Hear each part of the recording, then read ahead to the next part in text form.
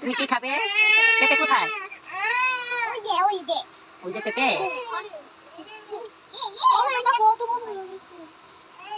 আসসালামু আলাইকুম। আশা করি সবাই ভালো আছেন, আমরাও ভালো আছি।